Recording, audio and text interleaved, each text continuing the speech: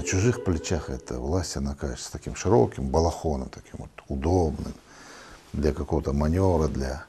А вот когда ты сам оказываешься вот это очень неудобный такой узкий фраг, и надо думать, насколько тот или иной твой жест, твое слово, твой поступок, твое высказывание,